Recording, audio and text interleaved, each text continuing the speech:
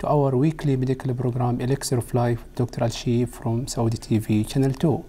Our program is filled with many exciting segments, but our topic of the week and the most important topic is Antibiotic Awareness Week with our distinguished guest, Dr. Mushira Enani. We will go for a break. Please stay tuned.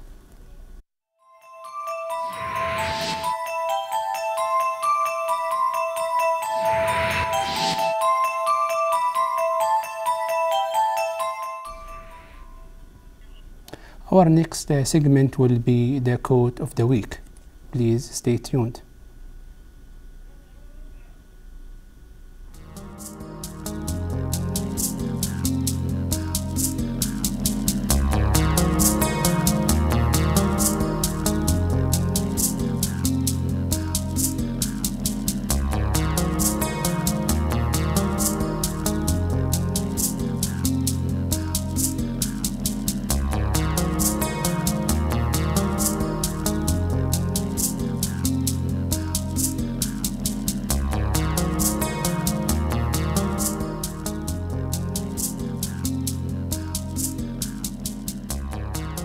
Topic today about antibiotic use and misuse. Our next segment will be medical news, and we'll be talking about the first Saudi International Lab Exposition. Please watch this report. Stay tuned.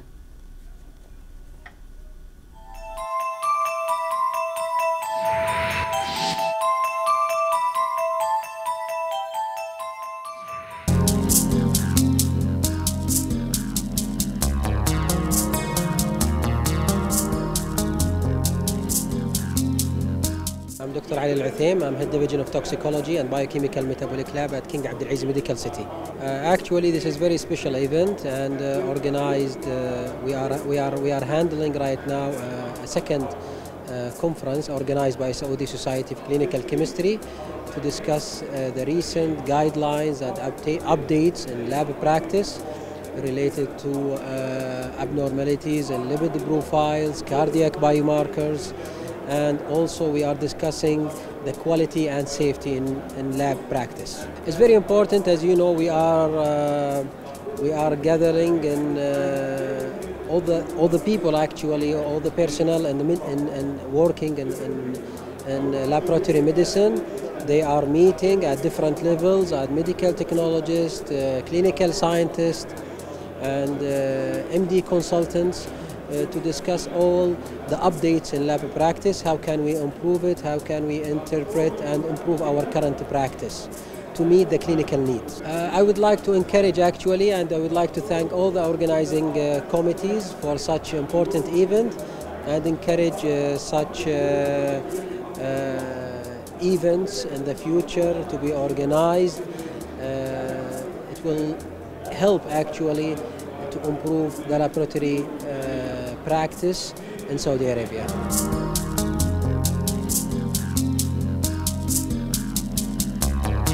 My name is Subramanian Dharmaraj. I am the marketing manager for Integrated Modern Scientific Supplies. We are a distributor for analytical equipment in Saudi Arabia and also the rest of the Middle East.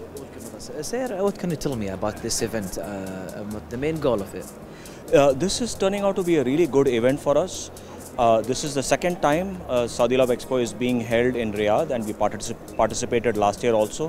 What we find really great about the exhibition is the fact that we have customers from all different segments, from the oil and gas sector, from the healthcare segment, from the academic segment, mining, minerals. We also see a lot of students. So a lot of the customers that we typically cater to, they're all coming to one spot in this exhibition, so that is really good for us.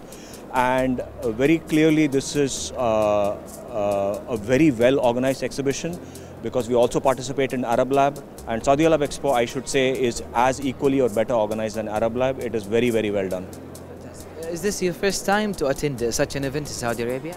This is the second time, because we attended Saudi Lab Expo last year also, and it has been a really good experience for us. This is a great exhibition. I think we will continue participating in the coming years, and looking forward to having such a great experience going on.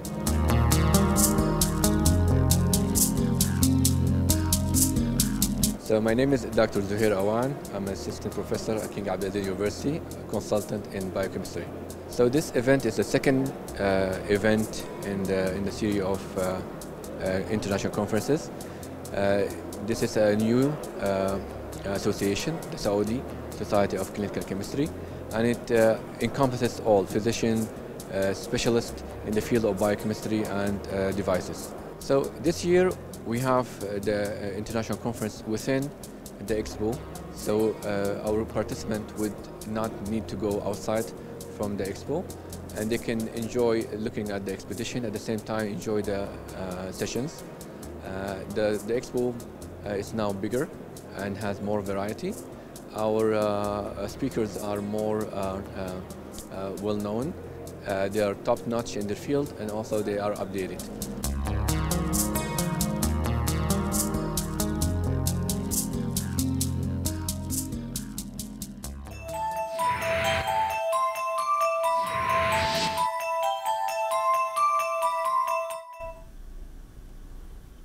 Once again, welcome back to Elixir of Life. It was a very interesting report indeed, and correct treatment relies on correct diagnosis, and correct diagnosis depends on accurate result from the lab, whether it is hematology, microbiology, and etc.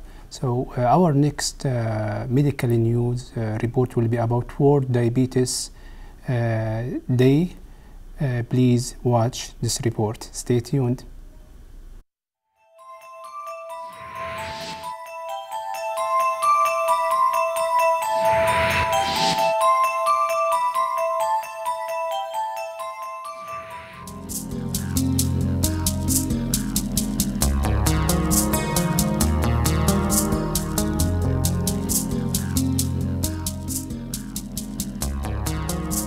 Hello, Mr. Abdurrahman Al-Maghansi. Doctor, today the World Diabetes Day is a very important day on this disease.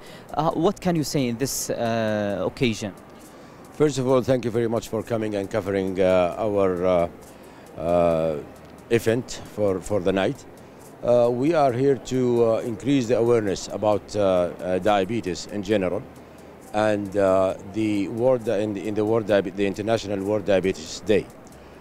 King Fahd Medical City, you know, the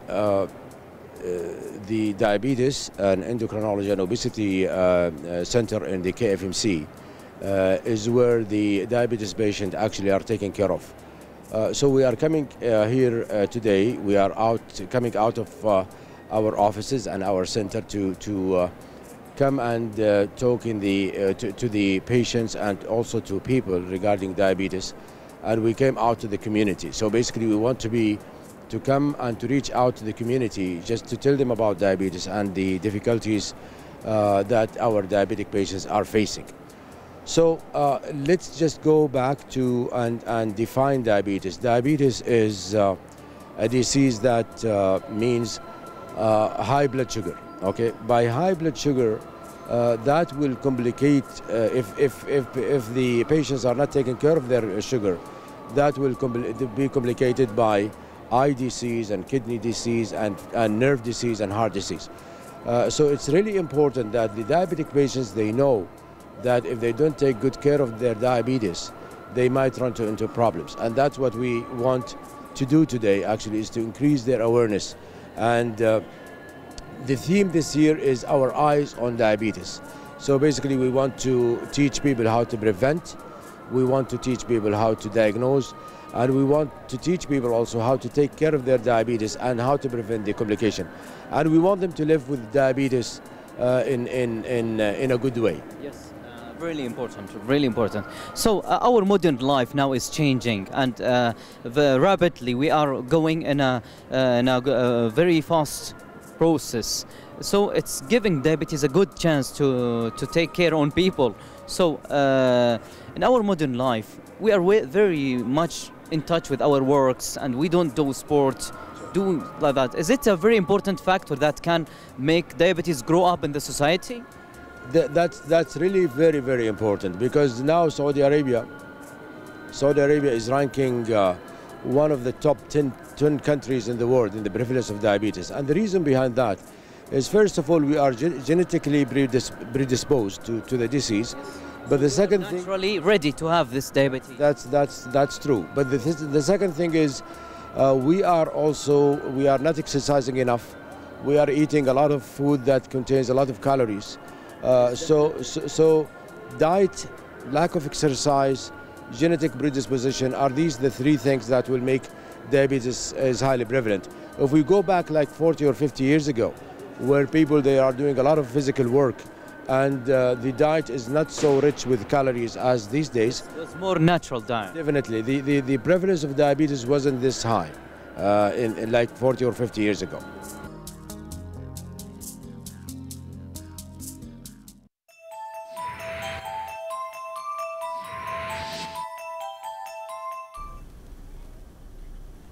Once again, welcome back to our Elixir of Life.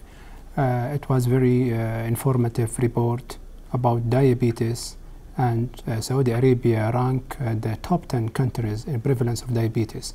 I think the best prevention is increasing awareness about the disease. Now we'll go for the next segment. It will be health myth and fact, and running is bad for your knees. Is it myth or fact? Please watch this report. Stay tuned.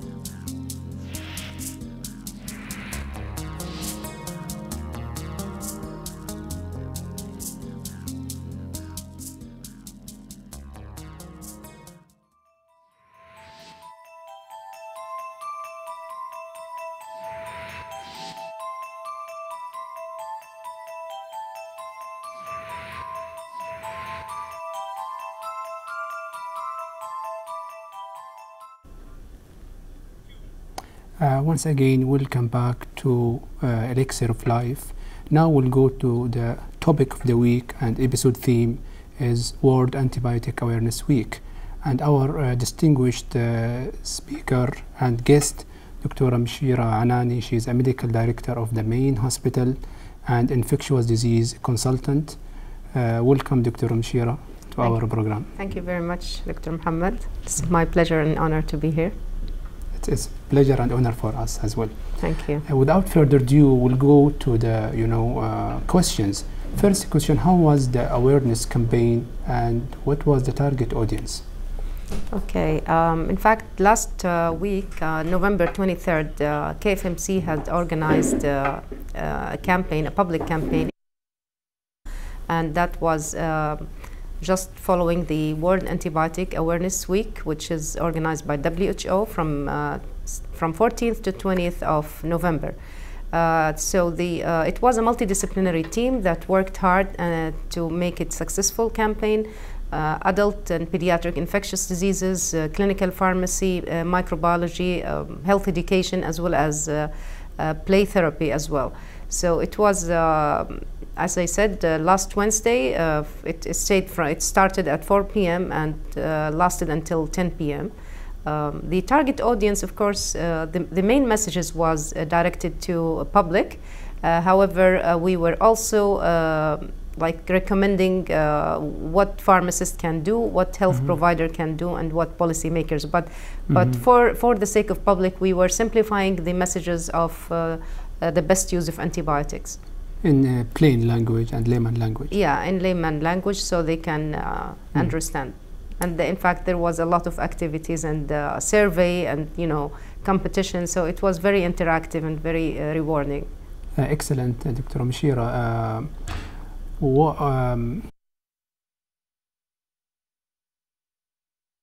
So usually awareness campaigns done in hospital. Why you decided to move outside the hospital setting? Okay. Sure. In fact, what we've done two parts for this awareness. The scientific part was targeting healthcare providers, including different level of doctors, different departments, nursing, anesthesia. And we were taking a schedule that has been delivered over 3 weeks to customize the information to the specific department. We thought that is better than just having one day awareness in the lobby of the hospital, and some people will miss the event. Maybe the messages will not be clear. So what we did, we tailored presentation to different departments, and we found it very helpful. And then for public, it is different altogether, different material and different tools to share with the public. Excellent, Dr. Mushira, very interesting indeed. What was the objective of the event, and what are the teaching methods you have adopted in your awareness week? For the public, sure. Right? Okay. The overall objective of the Awareness Week is to raise awareness of public, as I said, as well as other providers, to the threat, the global threat of antimicrobial resistance. This is facing, the world is facing a real threat that bacteria is becoming resistant to antibiotics, and we are losing the golden bullet, which saved millions of lives. Excellent. So we want to raise the awareness that we are in an era now which might be heading to the post-antibiotic era, and we're trying to recommend to them what methods or what practices they can do to stop or to reduce the impact of this resistance. So what we used for public, we used posters. The posters indicating how can you help curbing the resistance by, for example, completing the course of antibiotics, not sharing antibiotic with your friends or relatives. Again, don't take antibiotic for the sake of fever or just a common cold or flu, because it doesn't work except for bacteria. It doesn't work for viruses.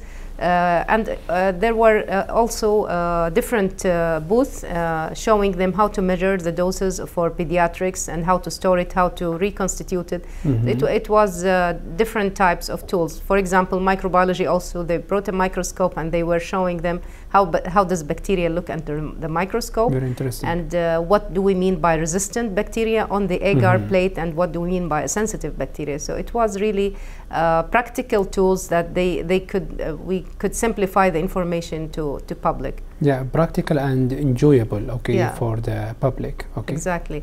Even there was a play for kids, and the play was delivering a message. Excellent. A child who was sick, and then his grandfather just called the child's brother to get the medicine from the refrigerator. The medicine was an antibiotic, and then the child did not improve. Then the grandfather said, "Let's send again his grandson to get another antibiotic from the pharmacy," until the child got complications, side effects, and the message was, "Do not use antibiotic without prescription or without doctor's direction."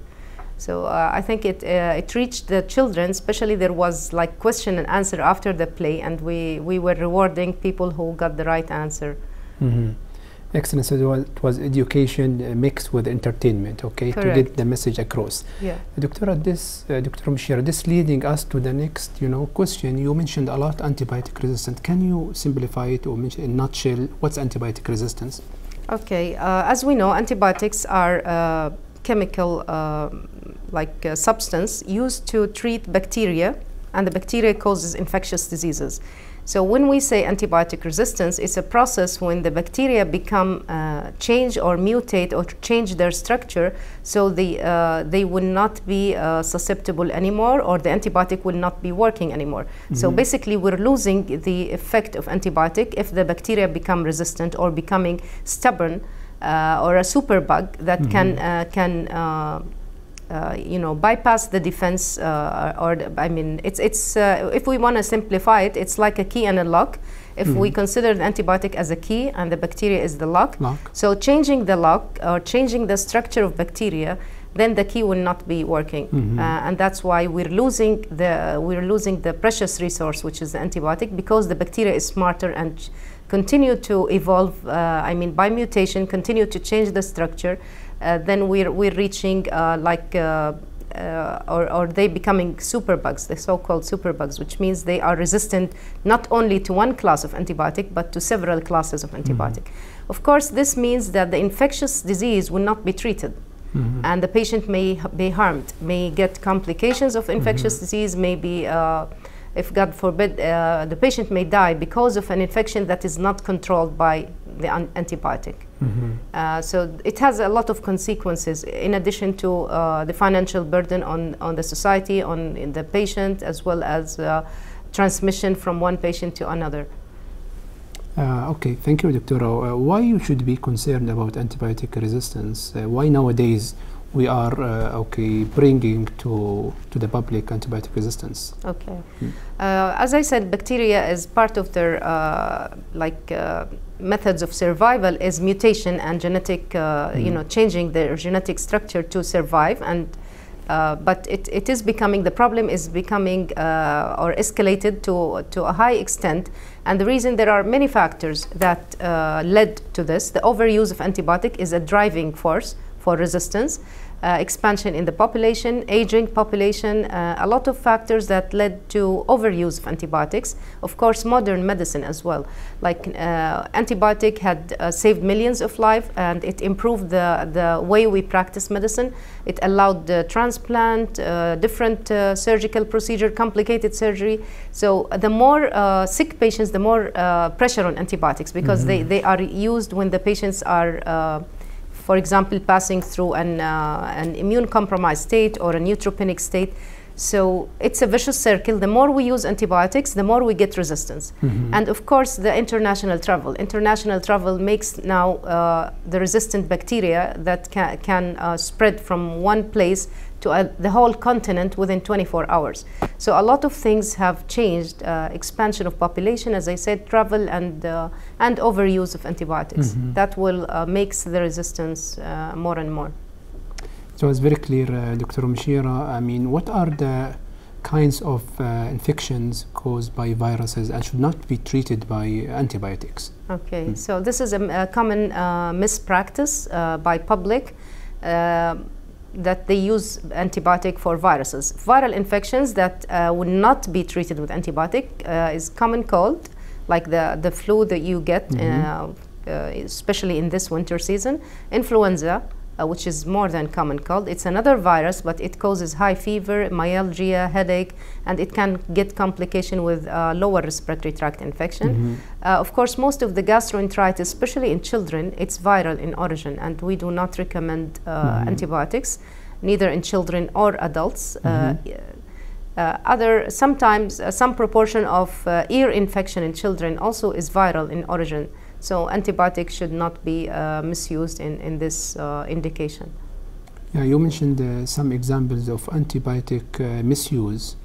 What are the kind of infection that should be, you know, treated by antibiotics? Okay. So what's the proper use? Proper use, yes. So we talk about misuse. The proper use, of course, we don't recommend to public to go and get the antibiotic for these indications, but it's usually a physician prescription.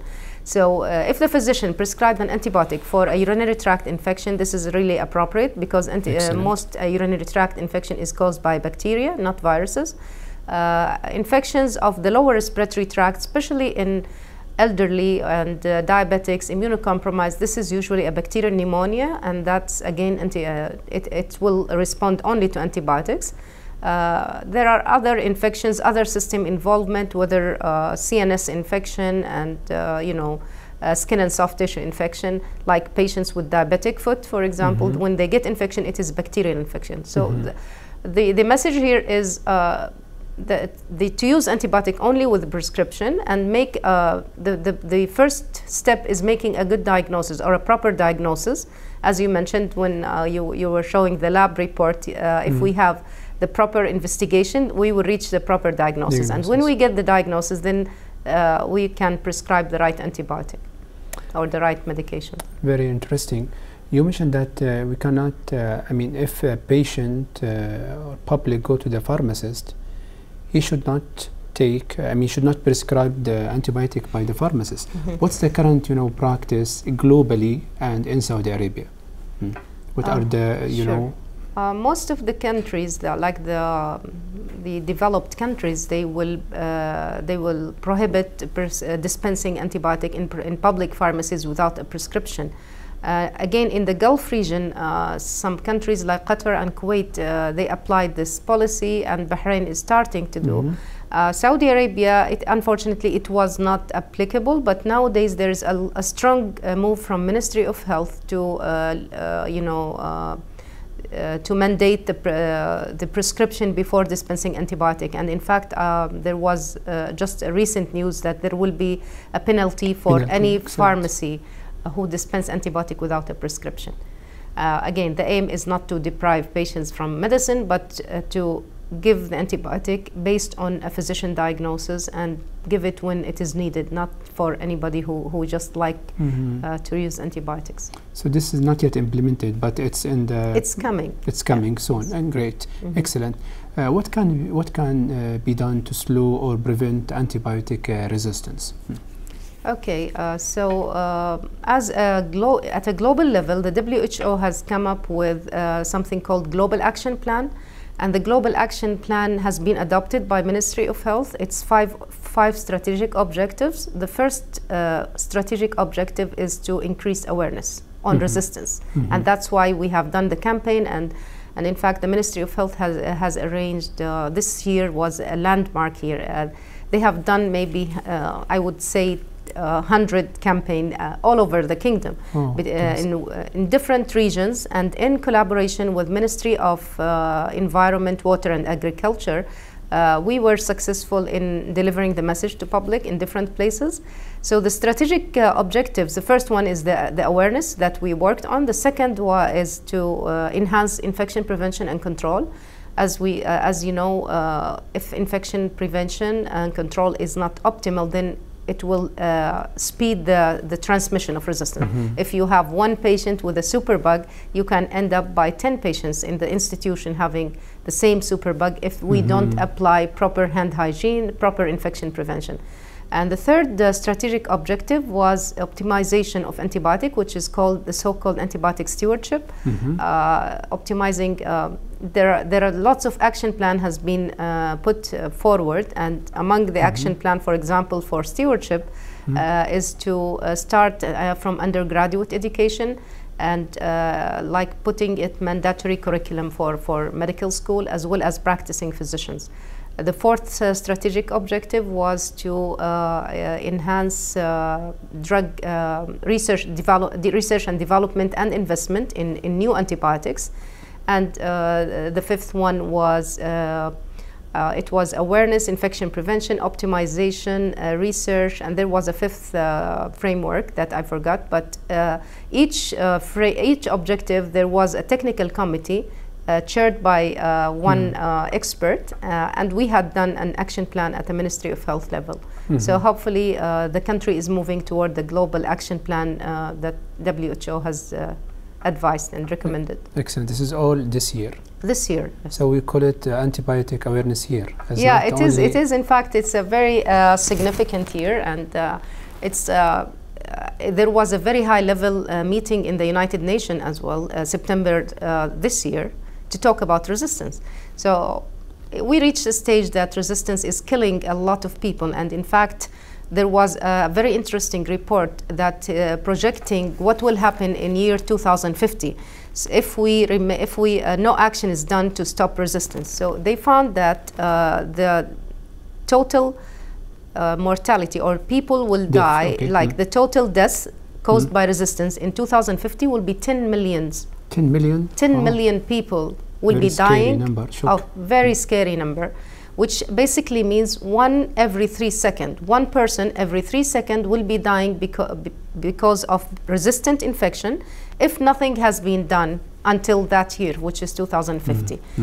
In addition, if you count this number and compare it with people dying from cancer and from road traffic accident, you will find this number is higher than both cancer and road traffic accident. So it's very significant, impact.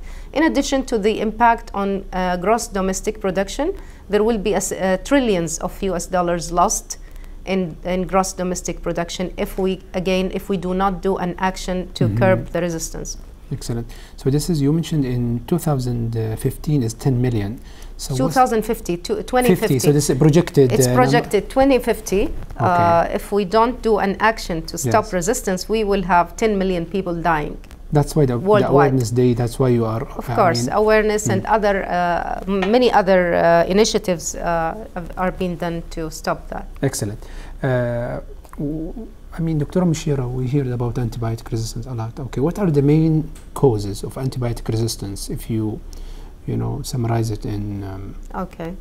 For public. The major drive of resistance is misuse of antibiotics, which means people are using antibiotic just for fever without being prescribed by a physician, using antibiotic for cold and flu, this will again accelerate resistance.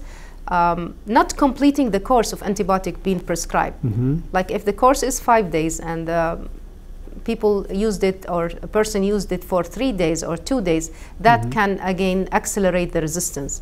Of course, there are other factors. As I mentioned, the lack of infection prevention can help spreading the resistance, and lack of proper diagnosis. If a patient has a resistant infection, but there was a delay to diagnose him or to reach this, the right illness or right diagnosis, then this can again escalate the transmission of resistance. But the main drive is the misuse and overuse. Of course, we cannot forget the animal. Okay, that's an important point. I want to raise. If human use of antibiotic is 30%, animal use is 70%. So it is it's more than twice or more than double the use in humans. And antibiotics are being misused in animals when they are used as growth promoters. They give them antibiotic just to keep them healthy and grow better. They can use it for plants to try to keep the food healthy. So use in animals impacts resistance in humans, because we can get the resistance transmitted either by direct or indirect, either direct contact with animals or through consumption of animal products. Very amazing, Dr. Mushira. Now we'll go for a brief report about Antibiotic Awareness campaign. Please watch the report and stay tuned.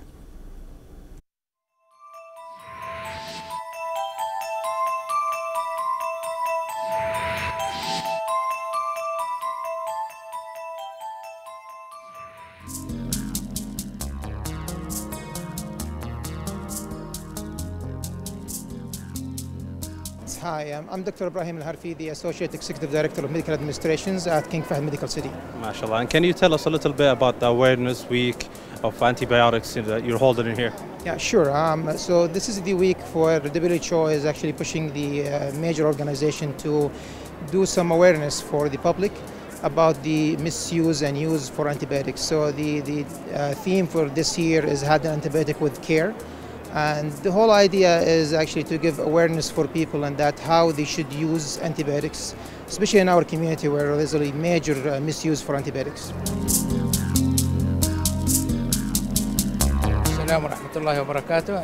I'm Dr. Mohammed the Chairman of Antimicrobial Utilization Evaluations at King Fahd Medical City, and I am the chairperson of organizing committee for this activity. Can you tell us a little bit about the misuse of antibiotics? Okay, the antibiotic, it is a very important medication, and we can remember before about 80 years before discovered the penicillin, most of the infectious causes, if any people is infected with any bacterial organism, the end is the death. Alhamdulillah, after discovered the antibiotic, it is ni'mah min Allah subhanahu wa ta'ala. It is treat many organisms. But unfortunately, the abuse and a lot of use of antibiotic unnecessary and defects either in the dose or in the course lead to develop the resistance from microorganisms. We have now the antibiotic resistance increase worldwide. My name is Mushira. I am from KFMC, a microbiology department. And today, excuse me, and can you tell us a little bit about the things you're holding right here? Yeah, we have a bacterial culture of the bacteria. We are explaining to the community about the abuse of antibiotics. This is a cultured bacteria, and these are antibiotic discs. When the patient abuses the antibiotic by not following the doctor instructions or the pharmacist instruction, with time the bacteria become resistant, like this case, and also in this case here, which became more resistant to more kinds of antibiotic. And as you can see here in this diagram, the kinds of bacteria that we have, which is Rhodes or cocci. Each bacteria is sensitive for a specific kind of antibiotic.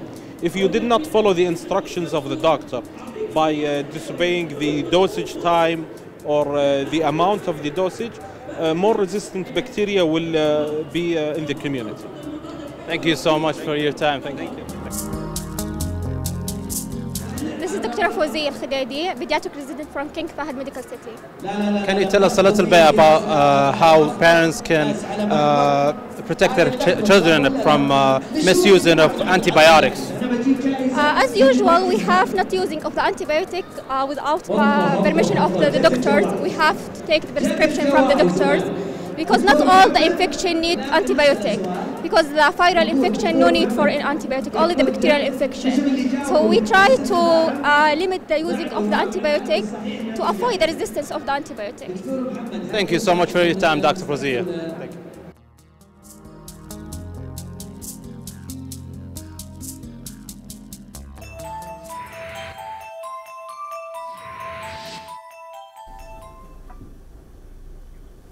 Once again, welcome back to Elixir of Life,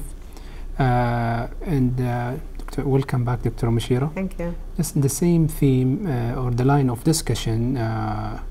So, what's the role of Ministry of Environment, Water and Agriculture in this, antibiotic awareness campaign? Thank you for the question. In fact, this year, it was a landmark here. As I said, the role of Ministry of Environment, Water and Agriculture was huge. They were great partners for Ministry of Health and for us, and they were in fact appearing in each campaign to educate veterinarians about not using antibiotic for growth promotion or prevention, but only using it under supervision for treatment. Also, they were distributing lots of booklets, educational booklets to the vets. They reached the school, and they have done many campaigns all over the kingdom. It's not only in Riyadh, but this year again they've done a great job. Is it proactive or initiative, or this been done before? In our hospital, this is the first year that we hold an awareness campaign that coincide, or it just follows the World Health Organization. In the previous years, it was focused to symposium. There was a symposium, was not even organized by us, but on antibiotics. But this is the first campaign in King Fahd Medical City, and it was very successful.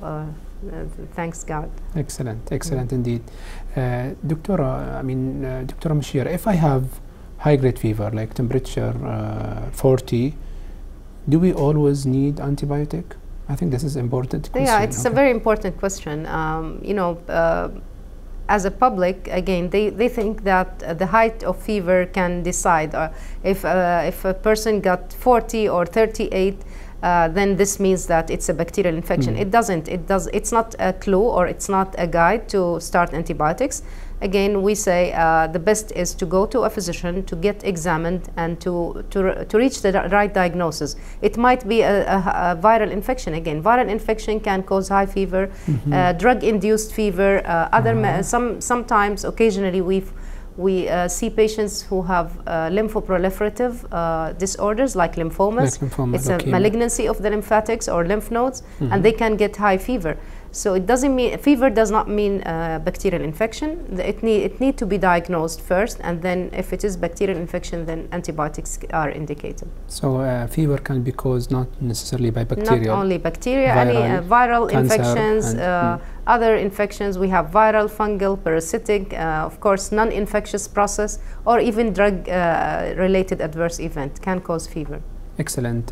What are the adverse, effects of antibiotics?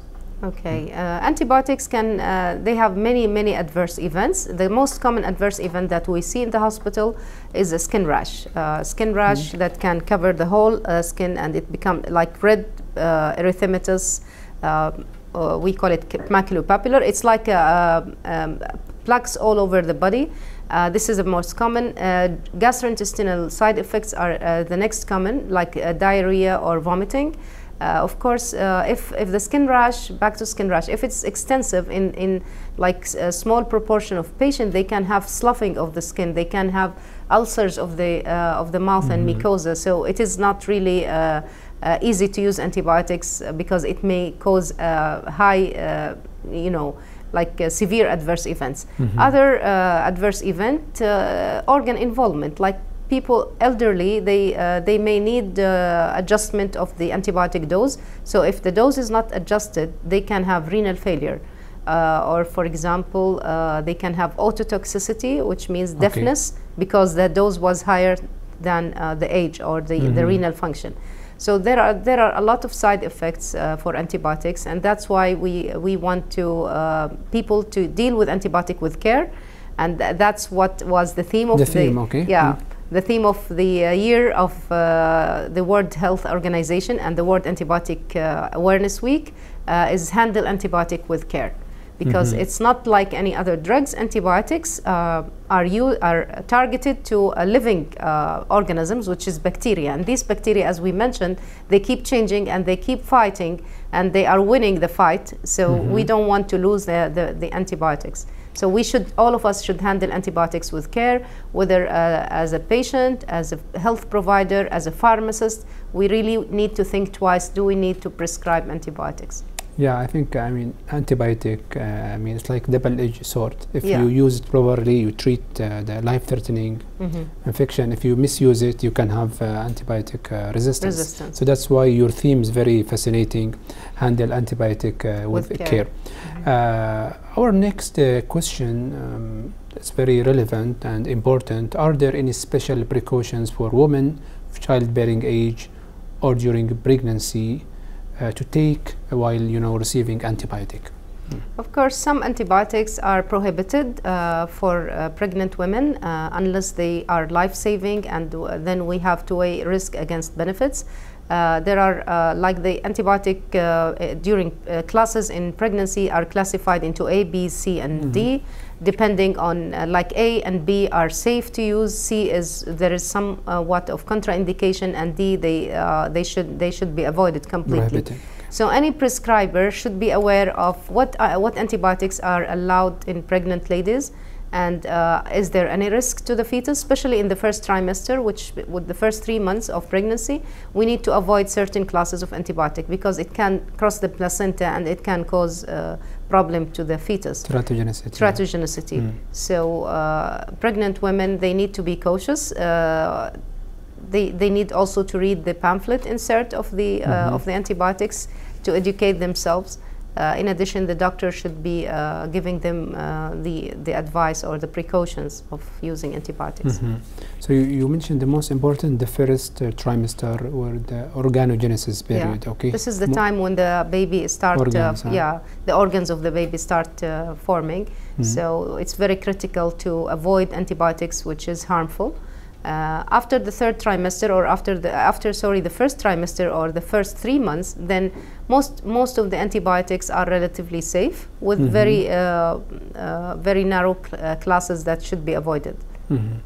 Very interesting, Doctora. And our next question, always it's a common, now this is a season, okay, of the winter, we have common cold or flu. Influenza. Is there any clues or tips to differentiate between bacterial and viral infection? We know this is for public, okay? Sure. Viral infection usually starts with runny nose, with sore throat, runny nose. It could be complicated to bronchitis. It can go to lower respiratory tract infection. But any febrile illness that starts with runny nose, to make it simple, this is not a bacterial infection. This is a viral infection, and most likely it's a rhinovirus, which is a common cold virus. There are other viruses that can cause similar symptoms. All of them do not need specific treatment. They are self-limiting or resolved by itself. It just need rest and better good hydration, fluid intake, and taking rest. Regarding influenza, we can prevent influenza by vaccination, especially we are in the winter season now. So I advise all people who are watching us, if they did not receive the influenza vaccine, to start taking it as soon as possible. It helps prevent influenza up to 70% of the time. And if we prevented influenza, then we can also prevent secondary bacterial infection after influenza. So that will help in both ways. That's very, very intriguing indeed. And what's the difference between antimicrobial and antibiotic? Are they the same, or? In fact, antimicrobial is a broader term. It applies, like when we say microbes, we mean bacteria, viruses, fungi, and parasites. So an antimicrobial could be an agent that treats bacteria or viruses, like antiviral. It could be antiparasitic or antifungal. But when we say antibiotic, we mean by biotic is antibacterial. So antibiotics is an agent that treats bacteria, but antimicrobial is a broader term that can apply to viruses and other microbes other than bacteria. And of course, resistance, when it comes to antimicrobial, it can happen in viruses, in fungi as well as parasites. It's not only, so we have resistant malaria, we have resistant HIV, we have resistant fungi as well as bacterial. But the most or the global threat that we're facing is the bacterial resistance. And it is really killing people. That's why we're focusing on antibiotic resistance. But other microbe resistance is as important as well. Very, very beautiful. Dr. Mushira, do you have any local data about antibiotic misuse in Saudi Arabia or antibiotic resistance you are aware of? Okay. Well, we don't have a global data, but again, as part of the initiative, the fifth objective was the surveillance. Thank you for reminding. The strategic objective was on surveillance. Surveillance means that we watch and we audit all the bacteria, the top or the high priority bacteria in different institutions, and then we compile them together and we come up with the national rate for prevalence of X bacteria, E. coli or Staph aureus. So the WHO has defined 5 priority pathogens or bacteria. And this committee, which is surveillance, it's headed by a microbiologist from King Khalid University Hospital. They are collecting samples from different regions in the kingdom, and then we will know what is the resistance rate in Saudi Arabia in different bacteria. So it is coming again in the initiative of the Ministry of Health. So in the future, probably next year, we will be able to answer what is the rate or what's the percentage of X bacteria being resistant to X antibiotic. But what do you think, Doctora, from your vast experience? Is it common here to have resistant or superbugs? Sure. Of course, the term superbugs apply to the bacteria that becomes resistant to more than one antibiotic. The first choice antibiotic, second choice, and maybe the third choice. And we are facing this. It is happening everywhere. As I mentioned, resistance is not only happening in North America or Europe. It can happen. It can affect any one of us in any age, at any country. So it is happening. When we see patients, for example, in critical care areas, you can find a good proportion of these patients having a bacteria that is a superbug, which means it's resistant to A, B, C classes of antibiotic. And what is left is a last resort antibiotic, or it's usually a weak antibiotic that might not eradicate the infection. It might be more toxic, it might be more expensive, but we're facing it in our daily life. So it's not only applicable to other countries, but it is in fact it's present in Saudi Arabia as well as other countries. Dr. Mushira, before we conclude, what's your take-home message for our dear viewers? Okay, I would like to emphasize on the proper use of antibiotics. Please do not take antibiotics just for cold and flu. It doesn't work for viruses. Take it only when the doctor prescribes it to you. If you take antibiotic, please try to complete the course, the whole course, not merely when you feel improvement you stop it. We do not advise stopping it just because you are becoming active and no fever. The third, don't share antibiotics with your relatives or friends. And don't use leftover antibiotics. If you have leftover from previous infection, do not use leftover. So just get rid of any leftover antibiotics. And please, prevention is better than cure. So vaccination, influenza vaccine, try to keep up to date for adult and children vaccination. And of course, hand hygiene is very important, not only in the hospital, but also at home. Hand hygiene will stop the chain of transmission from one person to another. Excellent, and awareness is the best prevention. Of course, yeah. The more we provide awareness, of course, we deliver the message and people become more conscious about it. Anyway, Dr. Mushira Enani, Medical Director of Main Hospital, King Fahd Medical City and Infectious Disease Consultant. It was really a great honor and a pleasure being with us for enlightening us about antibiotic use and misuse and resistance. Thank you very much. It was a great pleasure to me also. Okay, thank you very much. Okay, now we will go for the last segment of our program. It will be health benefit, and will be the topic will be about health benefit of cucumber. Please watch this report. Stay tuned.